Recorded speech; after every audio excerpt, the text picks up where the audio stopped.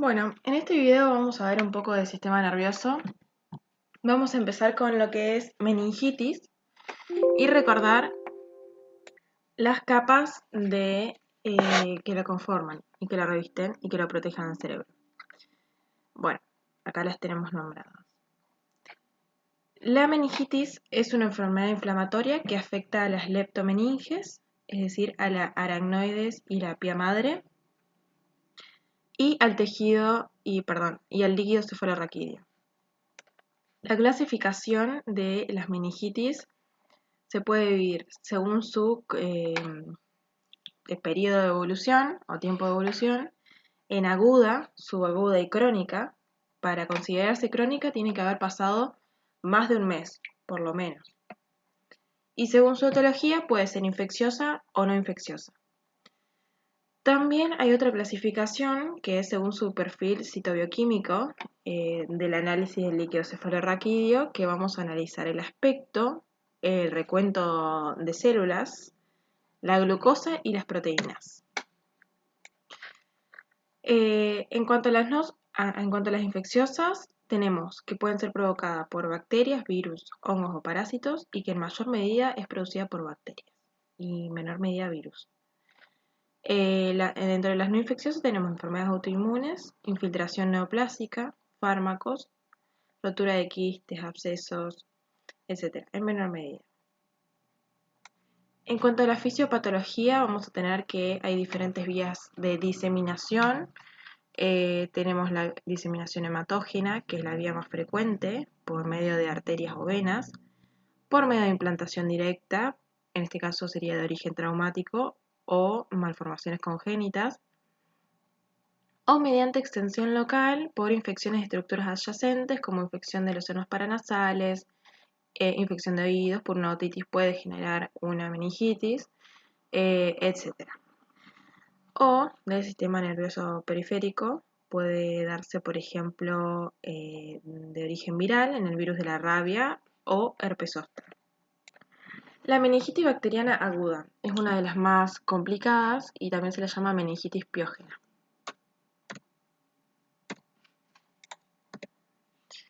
Dentro de la epidemiología vamos a tener la edad, en qué rangos de edad van a ser los más afectados y que de acuerdo a la edad, va a ser, digamos, el microorganismo que le esté afectando. También puede darse por área geográfica, diferentes serotipos de meningococo, algunos son más infecciosos en ciertas áreas y otras en otra. También puede haber una coinfección con VIH en el caso de Streptococcus pneumoniae, o también tiene que ver el lugar de adquisición, si es comunitaria o nosocomial, y de ahí vamos a ver qué microorganismo la está afectando, la están produciendo. En caso de nosocomial, y bueno, van a ser otros tipos de microorganismos que conviven solo en un ambiente hospitalario. Después tenemos los asociados a cuidados sanitarios también. Y bueno, dentro de las bacterianas tenemos las piógenas y otros. Las piógenas tenemos la que mayor incidencia tiene es la Neisseria meningitidis, que es el neumococo. Después tenemos el Streptococcus pneumoniae, el neumococo y el Haemophilus influenzae. Otros pueden ser listerias, monocitogenes, Staphylococcus aureus, Escherichia coli, Streptococcus galactiae, etc. Tenemos dos tipos de meningitis, la meningocóxica y la neumocóxica, y tienen sus diferencias. La meningitis meningocóxica tiene una colonización nasofaringe. Y hay diferentes serotipos, es de transmisión persona a persona, por aerosoles del tracto respiratorio, y va a cursar con síndrome meningio, con exantema macular localizado en miembros inferiores, que evoluciona a exantema petequial. O sea, vamos a tener un eritema generalizado, y en ese caso se pasa a llamar exantema, con máculas, con manchitas rojas que luego se hacen puntitos. Las petequias son puntitos y las máculas son manchitas más grandes, pero planas. Y la meningitis neumocóxica tiene colonización faríngea y va a cursar con neumococcemia secundaria a infección. Es decir, después de la infección vamos a tener neumonía, otitis media aguda y sinusitis. Va a cursar con síndrome meningio y tiene frecuencia alta de complicaciones y secuelas. Esto es lo que había hablado. ¿Ves? Tenemos pequeñas petequias por acá y estos son ya máculas. La clínica. El síndrome meningio se caracteriza por cefalea, alteración de la conciencia, vómitos en chorro, típico de meningitis, fotofobia, fiebre y rigidez de la nuca. Si el paciente tiene todo esto, meningitis. Si tiene rigidez de nuca, cefalea y tiene este exantema, meningitis. Lo que habíamos hablado es que siempre se tiene que analizar por medio de punción el líquido cefalorraquídeo y se va a comparar cómo va a estar el líquido cefalorraquídeo en una infección bacteriana y en una infección viral. En la infección bacteriana va a tener un aspecto turbio por el pus producido por las bacterias piógenas. Va a haber pleocitosis marcada por polimorfonucleares, va a haber hiperproteinorraquia severa y también hipoglucorraquia. ¿Por qué? Porque las bacterias consumen glucosa.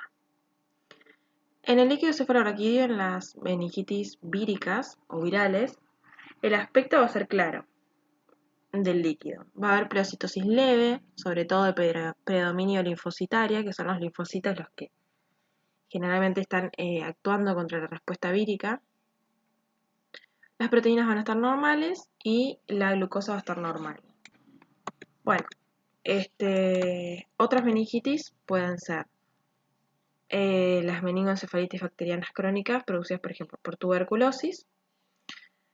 Puede generar meningitis. La tuberculosis crónica, si no se trata, empieza a diseminarse por todo el organismo, generando tuberculosis miliar. Y puede diseminarse por cualquier órgano, y uno de ellos es el sistema nervioso central, y puede generar meningitis. La clínica también va a cursar el típico síndrome meningio. Vamos a tener una meningoencefalitis difusa. Y en cuanto a la morfología, vamos a tener dos tipos de infiltrados, por eso es que se llama mixto, de linfocitos y de macrófagos. Vamos a tener generación de granulomas con necrosis gaseosa, típico de tuberculosis para contener el bacilo, o tuberculomas, que ya son masas parenquimatosas. Las meningoencefalitis asépticas tenemos las víricas, que vamos a tener las encefalitis con meningitis y omielitis, que generalmente tienen buen pronóstico y son en el 50% de los casos producidas por enterovirus. O tenemos las que generan tropismo celular o tropismo regional. Y la causa más frecuente es la causa más frecuente de meningitis aséptica aguda. Y generalmente es provocada por herpes virus, aunque también puede ser provocada por citomegalovirus, virus varicela zoster. Después tenemos las meningitis, las enfermedades autoinmunes sistémicas también pueden tener que ver en lo que serían las meningoencefalitis asépticas, enfermedades tumorales o fármacos. Ahora vamos a hablar un poquito de lo que es Alzheimer. La enfermedad de Alzheimer es la causa más frecuente de demencia en la población anciana. La incidencia va a aumentar con la edad y la prevalencia se duplica aproximadamente cada 5 años. Aproximadamente el 5 o 10% de los casos son familiares. Y la evaluación clínica y los métodos radiológicos pueden permitir establecer un diagnóstico preciso hasta en el 80-90% de los casos. Bueno, está muy involucrada la genética molecular en lo que sería la patogenia de la enfermedad. La alteración fundamental en la enfermedad de Alzheimer es la acumulación de dos proteínas, la A-beta y taurina, en regiones específicas del cerebro. Las dos características llamativas de esta enfermedad son unas placas y ovillos que se generan, que son depósitos de péptidos de estas proteínas, y los ovillos son agregados de proteínas transportadoras y de microtúbulos tau, que aparecen a nivel intracelular y luego se hacen extracelular, hasta que la neurona muere. La proteína precursora del amiloide es una proteína de superficie celular con un único dominio de membrana. La porción A beta de la proteína se va a extender desde la región extracelular hacia el dominio transmembrana, y el procesamiento de la proteína precursora de amiloide se inicia con la separación del dominio extracelular, seguida de degradación del intramembranoso. Si el primer corte ocurre en el sitio de la alfa-secretasa de la secuencia beta, no se genera beta, vía amiloidógena. Estas son las vías de producciones, digamos, de que se produce la enfermedad. Bueno, la APP superficial también puede sufrir endocitosis y puede ser cortada o escindida por una enzima que es la beta-secretasa, que va a cortar la región N-terminal de la secuencia A-beta por la vía amiloidógena. Bueno, estos son todos procesos moleculares, pero son los que generan la enfermedad de Alzheimer. Entonces puede que te lo pregunten.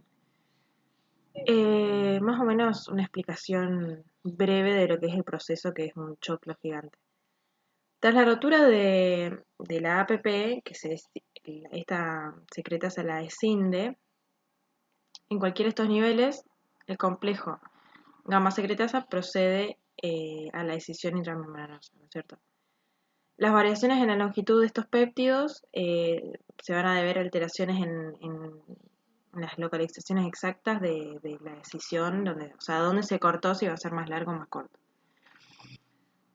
Bueno, tras su generación, A beta muestra una gran tendencia a la agregación, ¿no es cierto? Una vez que se escinde, tiende a agregarse en forma de ovillos. Hay un gen que codifica la APP en el cromosoma 21, y bueno, que se ha descubierto que daños puntuales, mutaciones puntuales, en casos de enfermedad de Alzheimer familiar de inicio precoz, codifican las dos enzimas PS1 y PS2 y generan mutaciones con ganancia de función. Entonces se va degradando más esta proteína y se va, cuando se escinde o se corta, tiene tendencia a agregarse. Si ese proceso está acelerado, va a haber mayor agregación y se forman ovillos. Esta imagen está bastante bien explicada como para entender el proceso, más o menos lo básico. Te lo saqué. Este es del Robbins, sí, es del Robbins. Te explica más o menos todo el proceso, todo esto que está escrito acá es esto, básicamente. Y todo culmina con formación de placas y ovillos de estas proteínas específicas que habíamos hablado. Estas proteínas. Y van a culminar con daño neuronal y muerte de la neurona. Bueno, tenemos el papel de esta proteína tau, que es una proteína asociada a los microtúbulos que están presentes en los axones y asociada a toda esa red microtubular con la aparición de ovillos en la enfermedad. Que bueno, básicamente se desplaza en una distribución del soma a las dendritas. Se hiperfosforila y pierde su capacidad de unirse a los microtúbulos. Y cuando sucede eso, se generan ovillos. ¿Ves? Acá. Y la neurona, a ver si esta proteína no es capaz de unirse a los microtúbulos y se empieza a generar estos ovillos, no tiene ninguna función. Entonces automáticamente se inicia el proceso de autodestrucción o autosuicidio, que sería la apoptosis de la neurona. Después tenemos otros factores genéticos como el locus genético del cromosoma 19, que va a codificar para la apolipoproteína E o ApoE, que tiene una gran influencia sobre el riesgo de desarrollo de la enfermedad de Alzheimer Y esta isoforma de ApoE va a fomentar la aparición y depósito de la proteína A beta. Este locus explica aproximadamente un 25% del riesgo de desarrollo de enfermedad de Alzheimer de aparición tardía.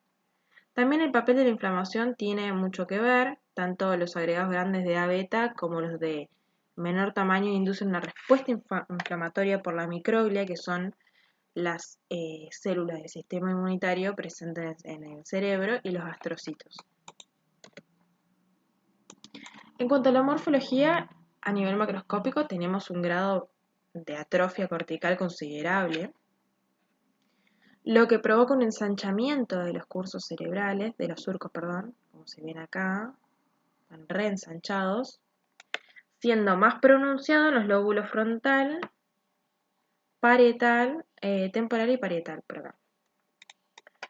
En cuanto a la microscopía, las principales alteraciones de esta enfermedad son la formación de placas neuríticas o seniles y los ovillos neurofibrilares.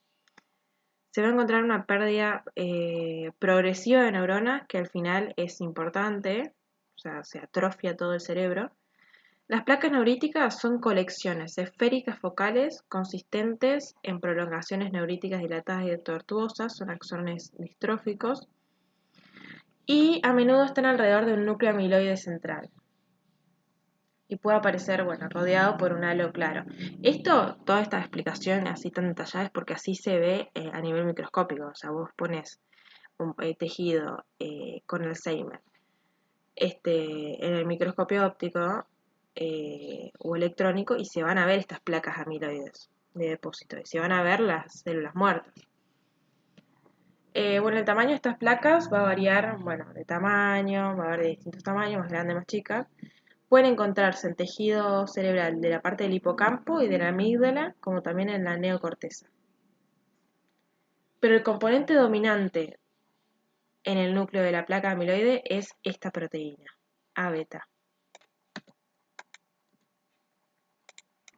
Bueno, después tenemos los ovillos neurofibrilares, que ya los vimos. Son haces filamentosos que contienen esta proteína tau, que forma parte de todo lo que sería el sistema de microtúbulos y que pierde la capacidad de adherirse a los mismos, entonces se pierde en el camino y forma ovillos. Después tenemos la angiopatía amiloide cerebral, que es puede aparecer, puede estar, digamos, separada de la enfermedad de Alzheimer per se, pero puede estar asociada también. Por eso que puede aparecer en cerebros de pacientes sin la enfermedad y puede estar asociada a la enfermedad amiloidosis, que es una enfermedad que genera depósitos de proteínas mal plegadas en las células. Cuanto a la clínica, la progresión de esta enfermedad es lenta. Tiene una evolución asintomática de más de 10 años y empieza con olvidos y trastorno de la memoria. Son los síntomas iniciales. Va a haber errores del lenguaje, pérdida de la capacidad matemática y pérdida de las capacidades motoras aprendidas cuando ya está progresado el cuadro. Incontinencia, mutismo e incapacidad para caminar es el estadio final. Bueno, el Alzheimer no se cura, pero se trata. El tratamiento de los pacientes en estadios precoces preclínicas de la enfermedad es indispensable, usando estrategias para eliminar A beta del cerebro con abordajes inmunológicos, interrumpir la formación de A beta con fármaco frente a esta secretasa que habíamos hablado que escinde muy rápidamente la A beta, entonces la A beta cuando se escinde muy rápido tiende a unirse formando estos ovillos. Entonces, si uno actúa sobre esa enzima, se detiene ese proceso. O también abordaje orientado a prevenir las alteraciones de tau.